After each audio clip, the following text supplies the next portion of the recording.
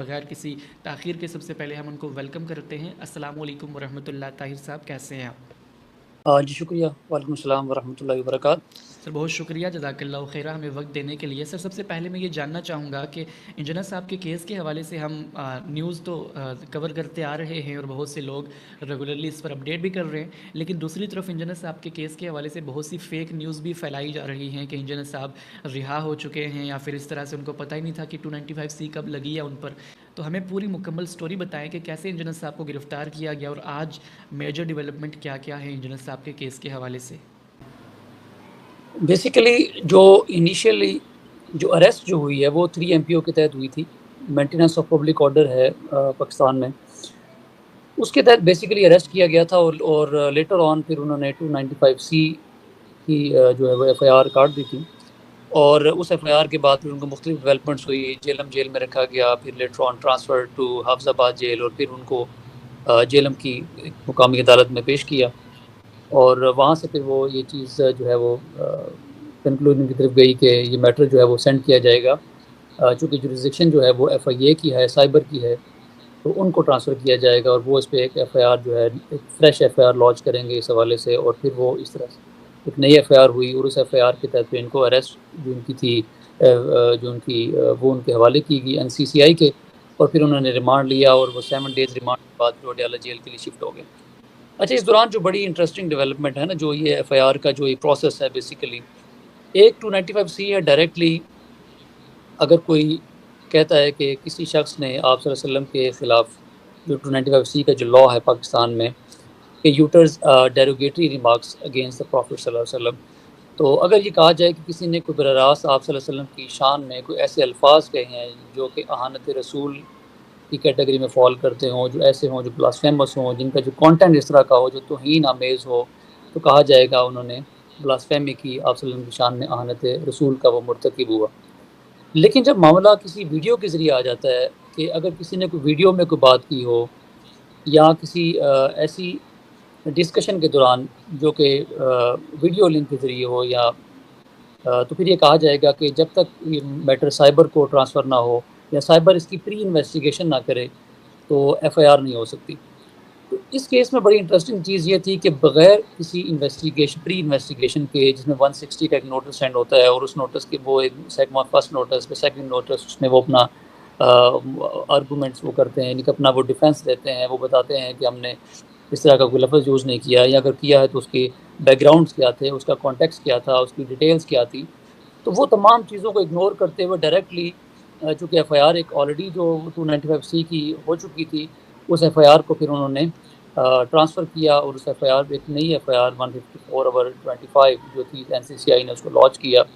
और उसके जो कंप्लेनेंट थे वो एसपी इन्वेस्टिगेशन जेलम थे, जो कि रिसेंट इसमें है। अब इस मामले में आज एक इन्होंने एक ओपिनियन मांगी थी नज़रियाती कौंसल से कि इस बारे में अपनी वो राय दें। इस ओपिनियन से पहले जो पाकिस्तान के उलमा कराम, पाकिस्तान के मुफ्तियान कराम, जिन्होंने बड़ी वजाहत के साथ बहुत डिटेल में फतवा जात जारी किए और उसमें उन्होंने कहा कि नकल कुफ़र कुफ़र ना बाशद, कि अगर कोई शख्स कुफ़र की नकल करता है तो वो कुफ़र नहीं करता। इस बेस के ऊपर उन्होंने फतवा जात जारी किए, चूँकि कुरान में भी ये तमाम चीज़ें इसी तरह से मेंशन है, अहादीस के अंदर है। अब सवाल यहाँ पर ये पैदा होता था, वो जो जो उनकी जो एफआईआर का जो कंटेंट है, जिस एफआईआर जिसकी वजह से ये एफआईआर हुई और कहा गया कि आप सल्लल्लाहु अलैहि वसल्लम की शान में जो लफ्ज़ उन्होंने अदा किए। अच्छा, उसकी जो, अब मुझे आइडिया नहीं आपको उसके कॉन्टेक्स्ट का उसका आइडिया है जो उसका या नहीं है, अगर आपने वो एफआईआर देखी है। तो उसमें उन्होंने कहा कि जो क्रिश्चियन कम्युनिटी है, उनका ये अकीदा है, वो समझते हैं आप सल्लल्लाहु अलैहि वसल्लम के बारे में। तो किसी के अकीदे को डिस्कस करना कि वो समझते हैं, तो उसको नकल करने पे कोई गुस्ताखी नहीं है। अब दूसरी बात ये कि क्या यहाँ से ये देखा जाएगा कि जो चीज़ नकल की जा रही है, आया वो उनके अकीदे में वो मौजूद भी है या नहीं? क्या ये उनके खिलाफ़ कोई एलिगेशन तो नहीं है? या उसके खिलाफ़, या उनको उनकी आड़ में, क्रिश्चियन कम्युनिटी की आड़ में ऐसा तो नहीं है कि आप खुद से उन लफ्ज़ों को गढ़ लें और आनत रसूल के मुर्तकिब हो जाएँ?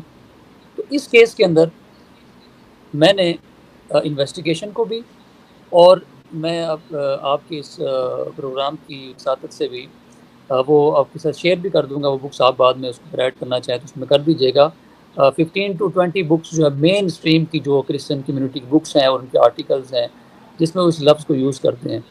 और वो क्लेम करते जी, हैं क्योंकि क्रिश्चियनिटी के जो मज़हब के अंदर ये बड़ी जो इम्पोर्टेंट बात है कि वो ईसा अलैहिस्सलाम के बाद किसी नबी को नबी नहीं मानते। अगर ऐसा मुमकिन बिल्कुल। हो, ये जो पाकिस्तान में जो प्रोपेगेंडा हो रहा है कि जो क्रिश्चियन कम्युनिटी है वो तो आप सल्लल्लाहु अलैहि वसल्लम को पे ईमान रखते हैं, वो आप सल्लल्लाहु अलैहि वसल्लम को आखिरी नबी मानते हैं। अगर आप सल्लल्लाहु अलैहि वसल्लम पे आखिरी नबी मान लें, तो ईमान का तकाज़ा ये है, हमारा ईमान ये कहता है कि हमारा ईमान तो बुनियाद इस पे करता है वहदानियत पर और ख़ातमुन नबिय्यीन की आखिरी नबी होने पर, यानी कि ख़ातमुन नबिय्यीन पर बिल्कुल। कि आप सल्लल्लाहु अलैहि वसल्लम का आखिरी नबी। लेकिन दोनों चीज़ों पे हमारा ईमान जो है वो बेस करता है। अगर इस बात पे क्रिश्चियन कम्युनिटी कह दें कि आप सल्लल्लाहु ख़ातमुन नबिय्यीन हैं, तो फिर तो वो सारा मामला ही ख़त्म हो जाएगा, फिर तो दुनिया के क्रिश्चियन तो क्रिश्चियन नहीं रहेंगे, वो तो फिर इस्लाम कबूल कर लेंगे। तो उन्होंने बिल्कुल। किया क्या कि अब ये जो पाकिस्तान के अंदर जो जो चंद लोग जो हैं मुख्तलिफ मकतब फ़िक्र के, यानी कि एक ख़ास अब मुख्तलिफ तो मैं नहीं कहूँगा कि मखसूस मकतब फ़िक्र के लोग जो है, जो इसके खिलाफ एक प्रोपेगेंडा जो कर रहे हैं, वो कहते हैं कि ऐसा क्रिश्चियन कम्युनिटी के अंदर ऐसा नहीं है, ठीक है? वो कहते हैं कि उनके अंदर ऐसा अकीदा नहीं है। तो वो इस एफआईआर की या वो इंजीनियर साहब की आड़ में उनके बुक्स में इतने वो आगे चले गए हैं कि वो अब क्रिश्चियन कम्युनिटी के अकीदे को डिफेंड कर रहे हैं। सबसे जो मुज़क्किर बात ये है, वो कहते हैं क्रिश्चियन ऐसा कहते ही जी, नहीं है। मुझे आप ये बताएँ, मैं बल्कि वो जो आज की जो रिपोर्ट है उसके साथ भी लिंक करके इस चीज़ को कहूँगा। आप आए रोज़ देखते हैं कि फ्रांस के अंदर भरपूर आप सल्लम की शान में गुस्ताखाना मवाद हर साल शेयर होता है और उसकी वजह से पूरी दुनिया के अंदर एहतजाज होते हैं। हम उन एहतजाज में शामिल होते हैं और हम कहते हैं कि इनको बंद किया जाए। वो मुख्तलिफ वीडियोज़ शेयर होती हैं और मुख्तलिफ हम उनके खिलाफ जाते हैं, हम उनको रिपोर्ट करते हैं। इन तमाम चीज़ों को हम फेस करते हैं। बीइंग अ मुस्लिम हमारे लिए मसाइल हैं। मुझे बताएँ कि जो फ्रांस के अंदर रहने वाले लोग हैं वो कौन है जो ये आए रोज़ इस तरह के जो गुस्ताखाना मवाद शेयर करते हैं? आपको हैरानगी होगी वो तमाम बिल्कुल। क्रिश्चियन लोग हैं। वो क्रिश्चियनिटी है जो ये काम करते हैं, आप सल्लम की शान में इस हद तक गिर जाते हैं लोग।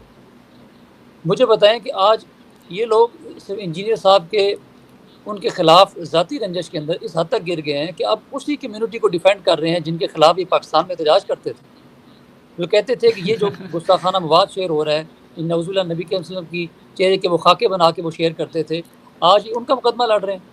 इतने ये गिर गए आज।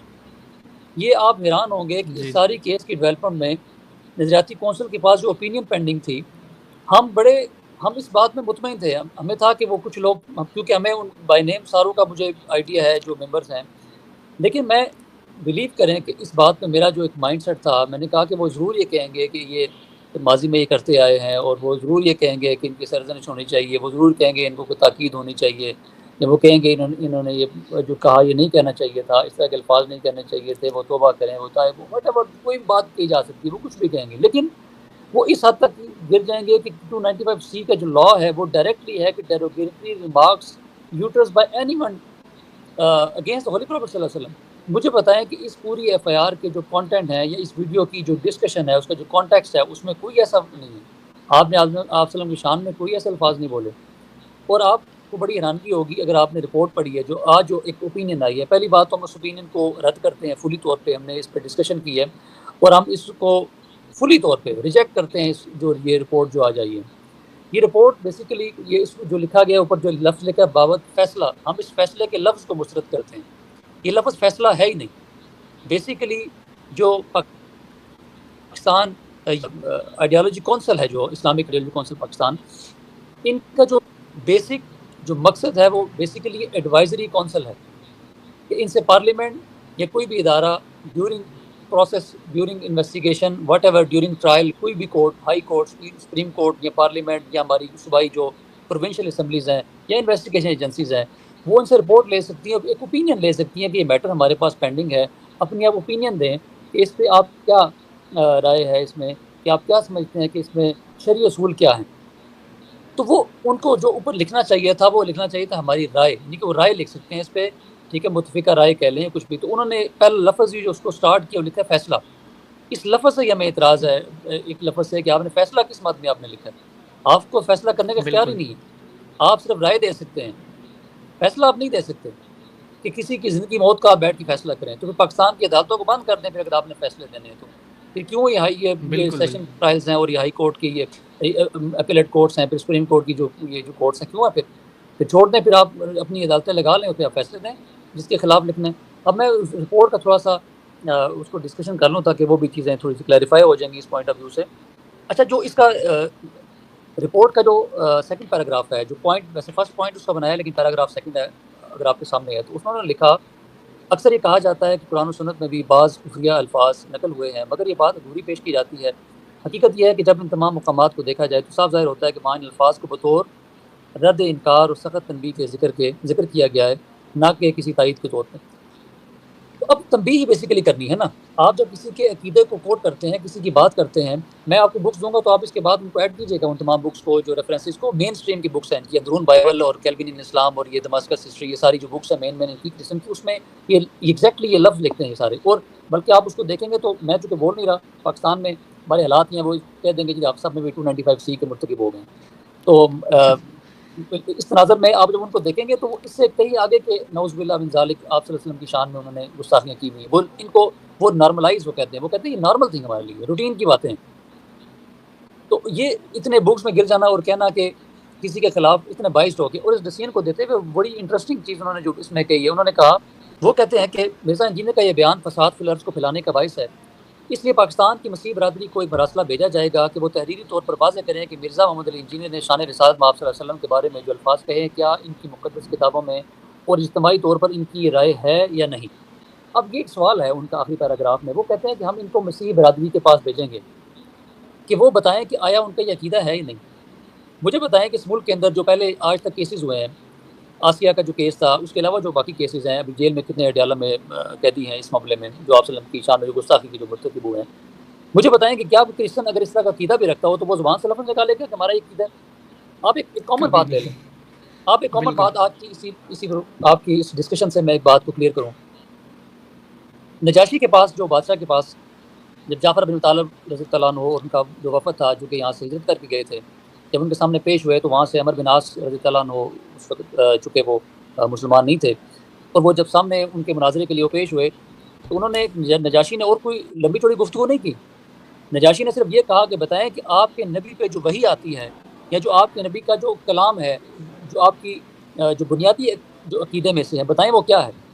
मुझे बताएं, किसी भी मज़हब का जो अकीदा है वो ज़ुबान से बयान नहीं होता, या नहीं कहा जाता कि ज़ुबान पे हम कितनी बातें, मुझे बताएं जो रूटीन में आज तक कुरान की कितनी आयात हैं जो हमने डिस्कशन में लेके आए। हो सकता है आपने कुरान की जो 6,500 के करीब आयात हैं उसमें से कितनी आयात को आपने आज तक लिया होगा या कोट किया होगा किसी जगह पे, नहीं ली जाती।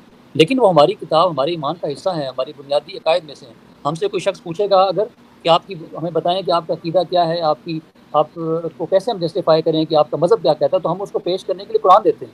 हम कहते हैं इसको पढ़ें, ये हमारा अकीदा है। फिर हम अगर वो कहते हैं मज़ीद हमें एलोब्रेशन चाहिए, तो हम कहते हैं बुखारी हमारी मुस्लिम किताबों में से है, मुस्लिम शरीफ है, अब तिरमिज़ी है, अबू दाऊद, सुनन नसाई, हम बाकी बुक्स के हवाले देते हैं। इसके अलावा जो बुक्स हैं हम कहते हैं आप इनको देखें, इनमें मज़ीद क्लैरिफिकेशन है, जस्टिफिकेशन है इन बुक्स के अंदर। तो नजाशी के सामने जब वो जो मामला सामने आया तो वो बड़ी, उन्होंने क्या वहाँ पर उनको पढ़ के सुनाया। उन्होंने कहा हमारा जो बुनियादी अकीदा, उन्होंने कोई और चीज़ नहीं बताई। उन्होंने कहा वज़्कुर फ़िल किताबि मरियम इज़ इंतबज़त मिन अहलिहा मकानन शर्क़िय्या फ़त्तख़ज़त मिन दूनिहिम हिजाबन फ़अरसलना इलैहा रूहना फ़तमस्सला लहा बशरन सविय्या। वो सारी उन्होंने वो पूरा वो 36 तक वो सारी आयात पढ़ी, 16 से ऑनवर्ड, और उन्होंने वो सारा उसको अपना जस्टिफाई, उन्होंने कहा बिल्कुल यही अकीदा है, यही बात है। तो किसी की अगर आपने अकीदे की जस्टिफिकेशन देनी है तो वो आप उन बुक से देंगे, उन हवालाजात से, कि ये देखें इनकी किताबों में क्या लिखा हुआ है, जो कि आए रोज़ प्रिंट हो रही हैं उनकी बिल्कुल। बुक्स। और उसके अलावा जो इस्लामिक बुक्स हैं, जो वो भी आपसे मैं शेयर कर दूँगा, आप उनको भी अगर किसी जगह लगाना चाहें जेपीजी में, इसकी क्लैरिफिकेशन के लिए, ताकि लोगों को इस चीज़ में पॉइंट ऑफ व्यू मुकदमा क्लियर हो बेसिकली है क्या, जिसको टोटली इस जो ओपिनियन आई है जिसपे इग्नोर किया गया बाइस्ड होने की वजह से। उसमें आप ये देखें कि इस्लामिक बुक्स में, और मल्टीपल स्कॉलर्स हैं और इससे पहले काफ़ी वीडियोज़ हैं जो इन चीज़ों को, इन अकीदों को एड्रेस करने के लिए वो यही बातें वो करते थे, और इन चीज़ों को वो इंडोर्स करते थे कि ये हमारी बुक्स में लिखा हुआ है। और वो कहते थे कि मसीह उन अकीदों से एक मुस्लिम अकीदे को वो उसका इंटरसेक्शन करते हुए, वो या उसका एनालिसिस करते हुए, वो कहते थे क्रिटिकल एनालिसिस के दौरान वो कहते हैं कि ये जो क्रिश्चियनिटी की बुक्स हैं उनमें ये लिखा हुआ है, या वो ये कहते हैं, हम उसका दिफा इस तरह करते हैं। आप उनकी बुक्स का अपनी किताबों में दिफा करते रहे हैं, आपने कहा हुआ कि ये उनका, आप उसका रद्द करते रहे हैं। आज आप कैसे कह रहे हैं कि जब उस पॉइंट को आप डिनाई किस तरह से कर सकते हैं। तो हम अपनी सिर्फ हमारे बिल्कुल। पाकिस्तान के आप किस इदारे में बिलीव करेंगे फिर? जब तमाम की राय जो इतनी बाइस्ड राय हो जाएगी, वहाँ कौन से नज़ारती कौंसिल में मुफ्तियान कराम बैठे हुए हैं जो इस पे फतवे देंगे या इस पे जो सिग्नेचर, आप उनकी वो लिस्ट आपको आप उस पे देखें, उनकी जो बैकग्राउंड हिस्ट्री को पढ़ें तो आप बड़े हैरान होंगे कि ये नज़ारती कौंसिल के साथ ज़्यादती है सबसे बड़ी, कि अगर पाकिस्तान की इतनी बिल्कुल। बड़ी एक ओपिनियन कौंसिल है कि जिनकी राय का एक एहतराम है, लेकिन वहाँ इस तरह के लोग बैठे हुए हैं जिनको बेसिक इस्लाम के एथिक्स का नहीं पता और बेसिक प्रिंसिपल्स का नहीं पता कि किन बेस पे आपने अपनी वो रिपोर्ट या अपनी ओपिनियन। सर इसी के साथ मैं पूछना चाहूँगा इसी इस्लामी नज़रियाती काउंसिल की रिपोर्ट के हवाले से कि इसमें हमने एक और अजीब चीज़ देखी कि यहाँ पर इस केस के मुतल्लिक राय इनसे पूछी गई थी, और जब हम इसको पढ़ते हैं तो वहाँ पर इंजीनियर साहब का जो प्रीवियस ट्रैक रिकॉर्ड है जी, कि जी, वहाँ पर मैं ये भी उसको कहा गया कि मैं इंजीनियर। उसको आ रहा हूँ, जी जी। मैं उसको तो पढ़ देता उसका हूँ। क्या लीगल ग्राउंड है? जी, मैं जी उस पे जी। आ रहा हूँ। इस पे पहले तो चलो लीगल ग्राउंड के हवाले से बात कर लें। इस पे मल्टीपल जजमेंट्स जो हैं वो हाई कोर्ट्स की और सुप्रीम कोर्ट की मौजूद हैं कि ये जो नज़रियाती कौंसिल का कोई भी ओपिनियन या उसका जो फैसला वो कोर्ट्स के ऊपर बाइंडिंग नहीं है और वो किसी इन्वेस्टिगेशन एजेंसी बिल्कुल। पे भी बाइंडिंग नहीं है। वो प्रोविंशियल असेंबली या नेशनल असेंबली पर भी बाइंडिंग नहीं है। उनकी ओपिनियन की हैसियत है, एडवाइजरी कौंसिल है वो, कि वो एक ओपिनियन एक राय दे सकती है। लेकिन इस फैसले को मज़ीद मशकूक उन्होंने इस रीज़न से कर दिया। आप उसका सेकंड पैराग्राफ देखें, जब वो ये कहते हैं शरई असूल ये है कि कुफर के अल्फाज सिर्फ इस वक्त नकल किए जा सकते हैं जब इनका मकसद कोई जायज़ दीनी ज़रूरत हो, मसलन शहादत, बातिल की तरतीब, तालीम या तनबीह वगैरह। बिला ज़रूरत ऐसे कलमात दोहराना नाजायज़ और बाज़ सूरतों में सख्त गुनाह है। अब ये दोनों बातें, वो कहते हैं कि अगर ये तमाम चीज़ें ना हों तो बिला ज़रूरत ऐसे कलमात को दोहराना नाजायज़ है और बाज़ सूरतों में गुनाह है। ये खुद मान रहे हैं। वो कहते हैं ये तमाम जो चीज़ें हैं, यानी कि अगर शहादत किसी की देनी हो, बातिल की तरदीद करनी हो, तालीम या तनबीह करनी हो, तनबीह किसी को, तो फिर ये जायज़ है। अदरवाइज़ जायज़ तो नहीं है, ठीक है, लेकिन वो गुनाह है। अच्छा, आपने दोनों बातें खुद से जस्टिफ़ाई कर दी। आपने कहा चलें कहना तो इन बातों की सूरत में कह सकते हैं। अगर ये बातें नहीं है तो चलें आपने गुनाह का काम किया। मुझे बताएँ, आप इन दोनों बातों पे आपने स्टैंड नहीं किया। आप इन दोनों बातों से खुद डिनाई हो गए। आपने चलें कह दिया कि वो नकल ही किया था, आप इस मुकदमा खड़ा कर रहे हैं। किसी भी मुकदमे के ग्राउंड्स होते हैं, उनके कुछ बेसिक्स होते हैं, जिन बेसिक्स के ऊपर आप उसकी फाइंडिंग देते हैं। आपकी बेसिक आप स्टैंड यहाँ से ले रहे हैं कि अगर ये रीज़न हो तो फिर जायज़ है। तो आपने कैसे जस्टिफ़ाई कर लिया कि ये रीज़न नहीं थी इसके अंदर? चलें ठीक है, रीज़न नहीं थी। एक लम्हे बिल्कुल। के लिए आपने कह दिया वो रीज़न नहीं थी, तो फिर आप खुद बता रहे हैं कि वो फिर गुनाह का काम हुआ। चलें गुनाह की तो अब किस कैटेगरी में फ़ॉल करता है, आप वो बताएँगे जी, ये कबीरा गुनाह है, सगीरा गुनाह है, ये क्या है मतलब? खुद लिख रहे हैं वो बिल्कुल। नाजायज़ चीज़। तो गुनाह तो नमाज़ छोड़ना सबसे बड़ा गुनाह है। मुझे बताएँ कि कबीरा गुनाहों में से नमाज़ छोड़ना, नमाज़ छोड़ना कबीरा गुनाह है। मुझे बताएँ कितने मुसलमान दुनिया में नमाज़ पढ़ रहे हैं? जो बुनियादी इस्लाम के कायदे हैं, कितने लोग उसको पूरा कर रहे हैं? तो क्या आप उनको सज़ाए मौत दे देंगे? कितने नमाज़ ना पढ़ने वाले लोगों को आप सज़ाए मौत दे देते हैं? 295 की सज़ा सज़ाए मौत है। तो गुनाह की डिटर्मिनेशन कैसे करेंगे आप? ये इतना बड़ा एलिगेशन है इस रिपोर्ट के ऊपर जो इन्होंने इशू किया है। मैं हैरान हूँ इन लोगों के ऊपर कि ये लोग वहाँ बैठे जो नज़रियाती कौंसिल में जिनको अपॉइंट किया गया इन कामों के लिए। गवर्नमेंट को सोचना चाहिए इन लोगों के ऊपर। अब इसी को आगे देखें, वो कहते हैं खुसूसन जब मामला हुर्मत रसूल सल्लल्लाहु अलैहि वसल्लम का हो तो किसी शरई मकसद के बगैर तौहीन आमेज़ जुमले नकल करने की कतई इजाज़त नहीं है। मिर्ज़ा मोहम्मद अली इंजीनियर के कई बयानात में ऐसे जुमले मौजूद हैं जो नकल कुफ़र पर मुश्तमिल हैं, मगर किसी शरई मकसद के बगैर कहे गए। जब नज़रियाती कौंसिल को कोई मैटर रेफर होता है, एक स्पेसिफिक एक लाइन, एक पैराग्राफ लिखा जाता है कि we need the opinion in this context या in this paragraph, in these lines. अब यहाँ पर कह रहे हैं कि बिल्कुल। कई वीडियोज़ हमने देखी हैं और आपने ये चीज़ें कही, तो आपसे उन वीडियोज़ के बारे में तो ओपिनियन नहीं लेगी। जब आपसे ओपिनियन मांगी बिल्कुल। जाएगी तो आप उन वीडियोज़ के बारे में ओपिनियन दे दें अपनी। लेकिन चूँकि वो जो बैठे हुए हैं, अब उनके नाम लेना मुनासिब नहीं है, उनकी भी अलग से हिस्ट्री है, वो आप अलग से निकाल के देख लें। तो वो जिस मकतब फ़िक्र से बिलॉन्ग करते हैं, जो उनके मकासद हैं इसके पीछे, मकसद तो और था। वो सबको पूरे पाकिस्तान में पता है कि वो क्या है। तो मज़हब की आड़ का एक ऐसा एक बुनियाद बन गई है कि जिसका वो दिल करे तो किसी के खिलाफ आप कोई मुकदमा बनाएं और उसको ड्रैग करें। कतई नज़र मैं बिलीव करें कि मैं नज़रियाती कौंसिल से बिल्कुल तवक्को नहीं कर रहा था और हमने कोई अप्रोच नहीं की, कुछ नहीं किया, अंडर छोड़ दिया कि ठीक है वो पाकिस्तान का एक बड़ा इदारा है, उनकी कोई राय का एहतराम है, वो राय जो आएगी उनकी वो ठीक होगी। लेकिन एक इतनी बायस्ड राय और ये चीज़ें जो बुनियादी उसूलों के सिरे से खिलाफ है, जो बुनियादी शरई उसूलों के खिलाफ है, जिसकी बुनियाद ही गलत है और जिसका एंड रिजल्ट गलत है। अब मुझे बताएं, इसके एंड पॉइंट पे आप चले जाएं।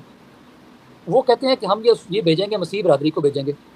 अच्छा, अगर आपने मसीह बरादरी को भेजना था और उनकी राय लेनी थी तो फिर आपने फैसला किस बुनियाद पे दिया? आपकी सारी रिपोर्ट मशकूक हो गई है ना।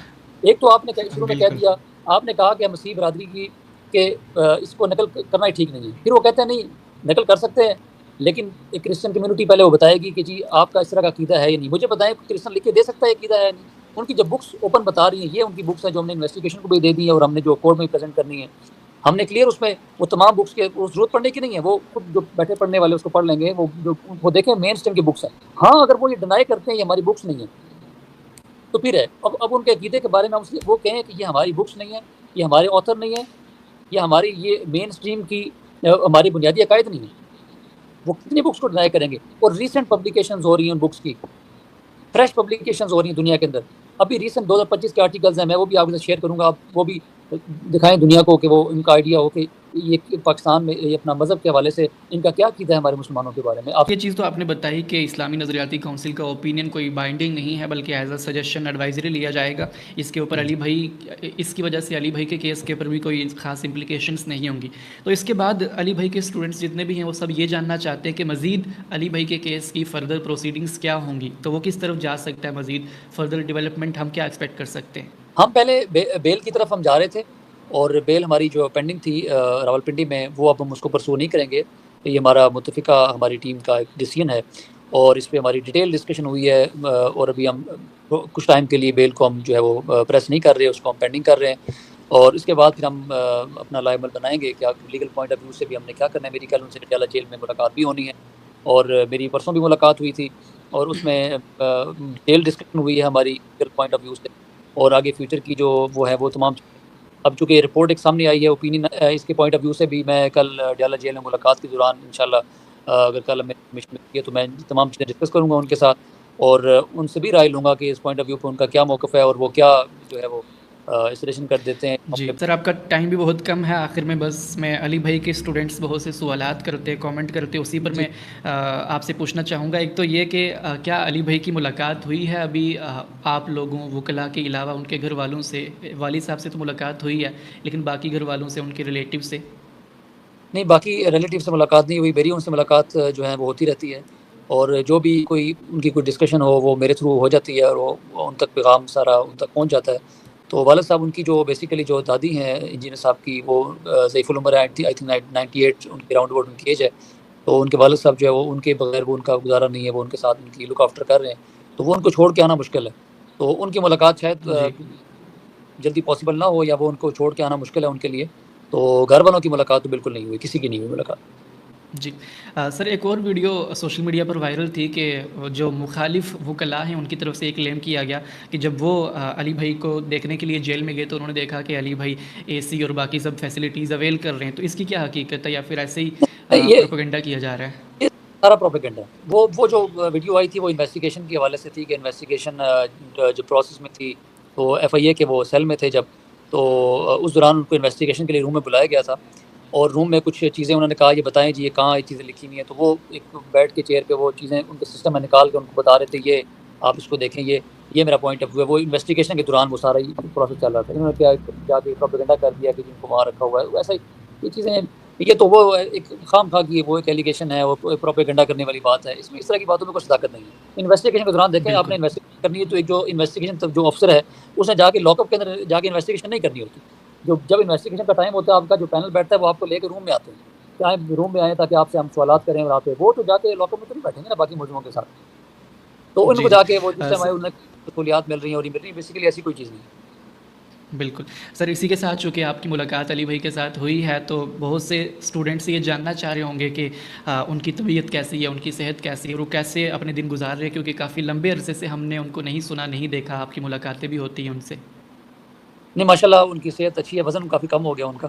तो तकरीबन उनका जो वेट है आई थिंक कोई 10 केजी के राउंड अबाउट वज़न कम हो गया है। और बस वो अच्छा। ज़्यादातर मुझे यही कह रहे थे कि वो कुरान के साथ जो तफ़सीर के साथ ज़्यादा अटैच हैं, कि कह रहे मुझे बड़ा मौका मिला, और मुख्तलिफ वो बल्कि मुझे बता रहे थे कि जो वर्ड्स के हवाले से मज़ीद मैंने जो है वो एलैबोरेशन हुई है, और वो तर्जुमा पढ़ने के दौरान।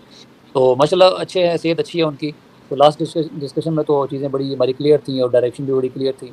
तो सारी मैंने उनके साथ शेयर की, और बाकी वो अपनी घर वालों के लिए भी और बाकी दोस्तों के लिए भी, मेरी जो लीगल टीम जो मेरे साथ सॉरी जो काम कर रहे हैं, उनके लिए भी वो सलाम दे रहे थे, और कह रहे थे कि मुझे जितना टाइम मिलता है मैं दुआ को भी हूँ सबके लिए, और सलाम भी उन्होंने सबको दिया। तो अपनी जगह तो माशाल्लाह वो ठीक है, लेकिन डेफ़िनेटली एक जो कैद है वो कैद होती है। जेल में आप किसी को कोई भी फैसिलिटी दें तो वो आप ये नहीं कह सकते वो तमाम फैसिलिटीज़ मिल रही हैं उनको, और वो आप डेफ़िनेटली जेल की जो ज़िंदगी है जब तक वो है तो मुश्किल होती है किसी भी इंसान के लिए। जी। नहीं, ये चीज़ तो बड़ी हैरानकुन बताई आपने कि 10 केजी वेट लॉस हुआ है, वो भी कुछ दिनों के अंदर, तो इसका क्या रीज़न है कि वो उसका रीज़न तो मेन ये मैंने पूछा था, वो कह रहे थे कि मैंने खाना जो है वो कम कर दिया है, यानी कि सुबह और शाम, यानी कि वो थोड़ा-सा, ताकि थोड़ा-सा अपना वेट भी, ऑलरेडी वेट पहले बढ़ा हुआ था, कहते चलें मुझे एक बहाना मिला है कि मैं अपना वेट थोड़ा-सा कम कर लूँ, और इसी तरह से कोई थोड़ी-सी वॉक का, वर्जिश का थोड़ा-सा मुझे वो मिल जाएगा कि मैं अपना उसको बेहतर करूँ। लेकिन एक इंसान जब जो बोलने वाला है ज़्यादा, जिसकी पब्लिक इंटरेक्शन ज़्यादा है, तो उसको जब आप सिर्फ इसी चीज़ से दूर कर दें कि उसको पब्लिक के साथ उसका इंटरेक्शन, उसका बोलना, तो उसी के लिए यही सबसे बड़ी जेल होती है।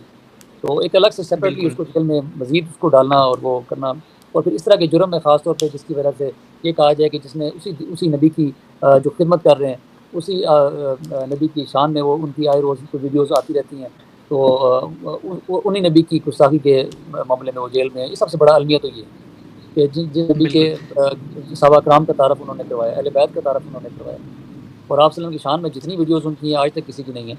तो और उसी उसी बिल्कुल, बंदे पे आपने 295 सी लगा दी कि गुस्ताखी रसूल आप लोग। तो ये चीज़ें बिल्कुल, इंसान को जेल में सबसे बड़ी उनके लिए परेशानी ये थी कि मुझे किसी भी जुर्म में, किसी मामले में मैं होता, मुझे जेल से कोई फ़र्क नहीं पड़ता, लेकिन ये जो एलिगेशन 295 सी का मेरे ऊपर है ना, ये मेरे लिए जस्टिफाएबल नहीं है। ये सबसे बड़ी परेशानी मुझे ये हो जाती है कि इस जुर्म में कम से कम मुझे नहीं होना चाहिए था। जी।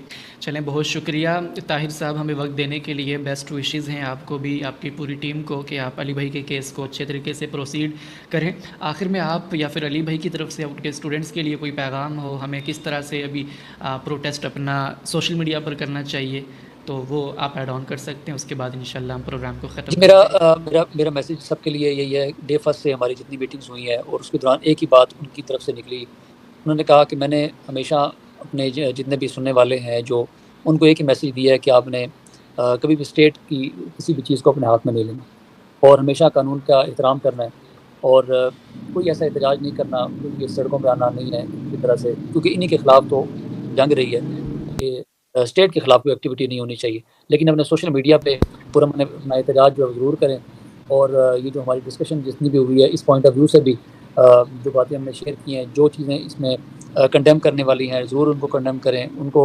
ज़रूर हाईलाइट करें कि ये इश्यूज़ हैं which needs to be addressed properly, in proper manner, in proper way.